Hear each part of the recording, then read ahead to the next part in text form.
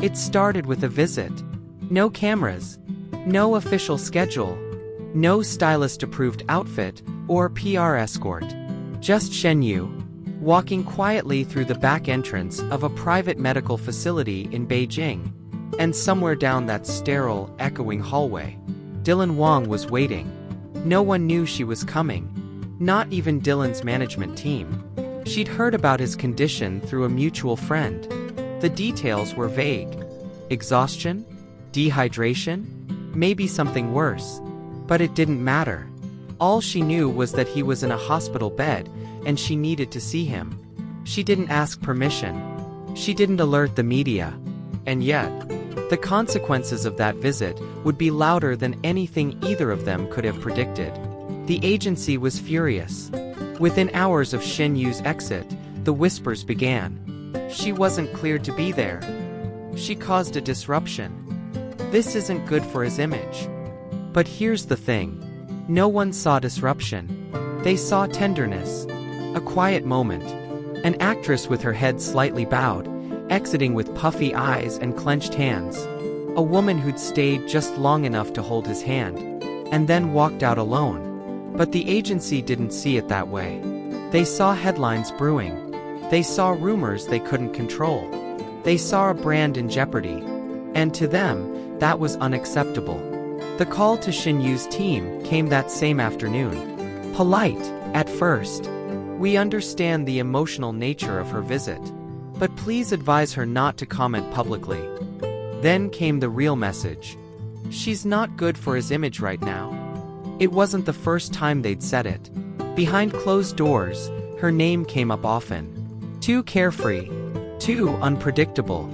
Too independent. The agency liked their stars polished, obedient, cleanly packaged. And Shen Yue? She was real.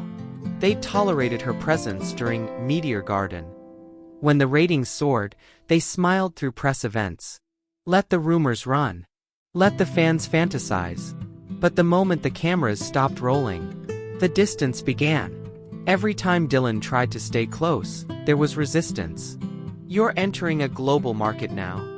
We can't afford distractions. She's not where you're headed. And for a while he listened. Because that's what rising stars are told to do. Smile. Nod. Follow the schedule. But no one could stop what happened that week. Because health doesn't wait for PR timelines. And friendship doesn't need permission. Shen Yue's visit was real. And whether the agency liked it or not, the fans saw it too. Someone from the hospital staff leaked a blurry photo. Not of them together. Just her. Standing at the foot of his bed. Head bowed. Hands in her pockets. Staring at him like she was trying to remember everything. That image hit social media like wildfire. Comments exploded. She still cares. Why didn't the agency mention her? This says more than any statement ever could. And the agency? They went into damage control. They drafted a press release. They held meetings. They prepped Dylan's next interview. But what they didn't do was ask him how he felt. Behind closed doors, Dylan argued. She came as a friend. Nothing more. Let it go. But the response was cold. This is bigger than friendship. They reminded him of the sponsorships, of his upcoming project with an international streaming giant, of the branding deals already in motion. You are becoming a global face, they said. And she doesn't fit the picture. That's when it hit him. They didn't care about truth. They cared about control. Days passed. The agency stayed silent. So did Shen Yue. No statements. No cryptic Weibo posts. No denial. Just silence. But silence can be powerful. And in that void, fans created their own story. A trending thread began on Weibo. They're not allowed to be seen together, but she still came. Thousands of retweets. Screenshots. Fan theories. And under it all, a current of frustration. Why is love such a scandal in this industry? Why must they pretend they're strangers? The pressure mounted. And then, a subtle act of rebellion. Dylan liked a post. Just one. A fan's drawing. It showed two silhouettes, one in a hospital bed, the other sitting beside them, holding their hand. No names, no context, but everyone knew what it meant. And the like stayed up, unremoved, unexplained. The agency called it an accident. He was scrolling too fast. It's being addressed internally. But insiders whispered something else. He didn't care anymore. Then came the turning point. An industry insider leaked a transcript. An email chain. Agency execs debating whether to distance Dylan from Shen Yue publicly. One line stood out. She doesn't elevate his image. She softens it. That's not what we want right now. That was the match. Fans ignited. Hashtags trended. Hashtag let them be. Hashtag support Shen Yue.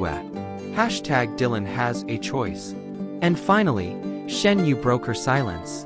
Not with words, but with a photo. A childhood picture of herself, wearing a paper crown, holding a toy microphone. Captioned simply, "I didn't start this for image. I started because I love stories." It was subtle, but clear.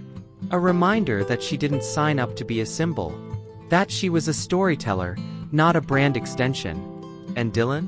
He doubled down. In a live stream days later, a fan asked, "Who's someone that always shows up when it matters?" He smiled, slowly, looked off camera, and replied, "Someone I don't deserve, but I'm lucky she comes anyway." No name. But the truth didn't need one. In the end, the agency didn't win. They delayed. They edited. They spun. But they couldn't erase the simple fact. When he needed someone, she showed up. Not for the press. Not for the fans. Not for a carefully crafted narrative. But because she cared. And maybe, just maybe, that's the kind of image the world needs more of. Not perfect. Not polished. Just human. Tools. ChatGPT can make mistakes. Check I.